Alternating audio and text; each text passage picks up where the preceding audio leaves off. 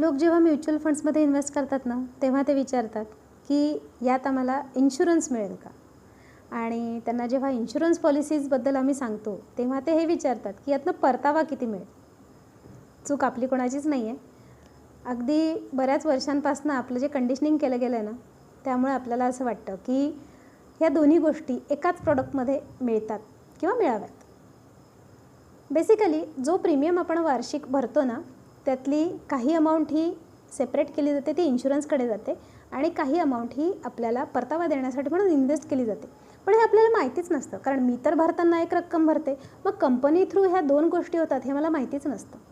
आणि म्हणून अजूनही अनेक लोकांची मेंटॅलिटी ही आहे की ह्या दोन्ही गोष्टी एकत्रच ठेवायच्या. पण जर खोलवर विचार केला तर तुम्हाला असं लक्षात येईल की ह्या दोन गोष्टी एकत्र ठेवण्यापेक्षा त्या सेपरेट केलेलं कधीही जास्त फायद्याचं आहे. जुन्या इन्शुरन्स पॉलिसीजमध्ये आपण एक गणित करून बघूयात. आपल्यापैकी अनेकांनी ह्या पॉलिसीज घेतल्या असतील. किती प्रीमियम भरतो आपण? कोणी 50,000 दरवर्षी, कोणी 1,00,000 दरवर्षी भरत असेल, कोणी 1,50,000, कोणी 2,00,000.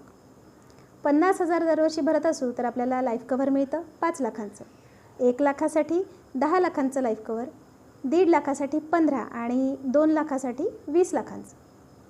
समजा मी अशी एक पॉलिसी घेतली, माझ्या घरातली मी करती व्यक्ती, आणि दुर्दैवानं मला काही झालं तर माझ्या पश्चात माझ्या परिवाराला मिळणारी रक्कम असेल 20 लाख. या 20 लाखांमध्ये त्यांचे कुठली कामं होऊ शकतील? आजच्या महागाईचा आणि राहणीमानाचा विचार करता या 20 लाखामध्ये त्यांच्या बेसिक गरजाही पूर्ण होतील की नाही ही शंकाच आहे. कारण दिवसेंदिवस महागाई वाढतच जाणार आहे. शिक्षण महाग होणार, मुलांची लग्न महाग होणार, हा पैसा त्यांना कुठेच पुरणार नाही. म्हणूनच एका नॉर्मल मध्यमवर्गीय फॅमिलीसाठी जर आपण विचार केला तर कमीत कमी 50 लाख त्यांना मिळायलाच हवेत. बरोबर आहे? 50 लाख ते 1 कोटी ही रेंज आपण पकडून चालूयात. मग माझ्या पश्चात मी जर करती व्यक्ती असेल आणि माझ्या पश्चात माझ्या परिवाराला 50 लाख ते 1 कोटी इतकी रक्कम मिळावी असं मला वाटत असेल तर जुन्या प्लॅन्सनुसार मला किती प्रीमियम भरावा लागेल?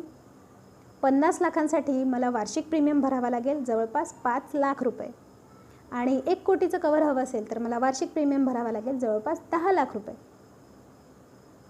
मध्यमवर्गीय लोकांना हे शक्य आहे का हो?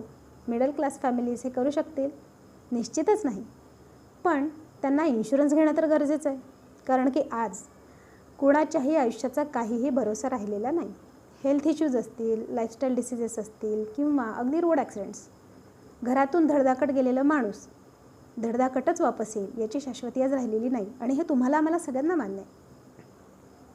आणि म्हणूनच प्रत्येक घरातल्या कर्त्या व्यक्तीचा चांगला इन्शुरन्स, पुरेसा मोठा इन्शुरन्स असणं अतिशय आवश्यक आहे. म्हणून या ठिकाणी मदतीला येतात ते टर्म इन्शुरन्स. फायनान्शियल प्लॅनिंगचा अगदी बेस पाया असणारा हा इन्शुरन्स आहे, जो आपल्याकडनं दुर्लक्षला जातो. हा टर्म इन्शुरन्स काय करतो तर छोट्याशा प्रीमियममध्ये खूप मोठं कव्हर या टर्म इन्शुरन्समध्ये मिळत असतं. एका मध्यमवयीन व्यक्तीचा जर विचार केला तर साधारण 15,000 ते 22,000 ह्या रेंजमध्ये त्यांना 50 लाख ते 1 कोटी इतक्या कव्हरचा टर्म इन्शुरन्स मिळू शकतो. टर्म इन्शुरन्सची ही खासियत आहे की कुठे राहिला 5 लाख रुपये, 10 लाख रुपये दरवर्षीचा प्रीमियम, आणि कुठे राहिला 15 ते 20,000 रुपये दरवर्षीचा प्रीमियम, आणि कव्हरसुद्धा किती मोठं. म्हणूनच टर्म इन्शुरन्स हे अतिशय महत्त्वाचे आहेत.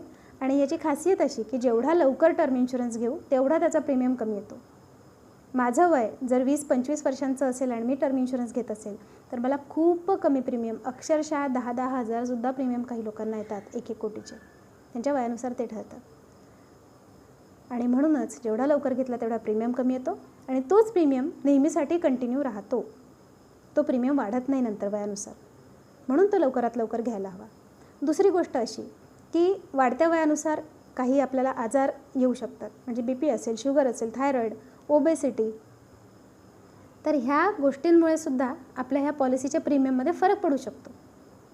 एकदा काही आजार सुरू झाले ना की कंपनीज पण थोडंसं मग स्वतःच्या कंडिशन्स अप्लाय करतात, आणि मग आपल्याला त्या मान्य करून ती पॉलिसी घ्यावी लागते. मग असं होऊ नये म्हणून ह्यापैकी कुठलेही त्रास सुरू होण्यापूर्वीच हे टर्म इन्शुरन्स असेल, हेल्थ इन्शुरन्स असेल, हे घ्यायला हवे. म्हणून लवकरात लवकर टर्म इन्शुरन्स घ्या असं आम्ही का म्हणतो तर त्याचं रिझन हे आहे. एकतर पहिली गोष्ट प्रीमियम कमी येणार, आणि दुसरी गोष्ट म्हणजे तुम्हाला काहीही शारीरिक व्याधी नसताना कुठलीही कंपनी तुम्हाला अगदी सहज इन्शुरन्स देते. अजूनही काही लोकांना असं वाटत असेल की टर्म इन्शुरन्समध्ये पैसे घालणं म्हणजे मी माझा पैसा वाया घालवतो आहे. तर त्यांनी लक्षात घ्यायचं आहे की इन्शुरन्स तर मस्ट आहे, तो ऑप्शन नाही आहे, ती गरज आहे.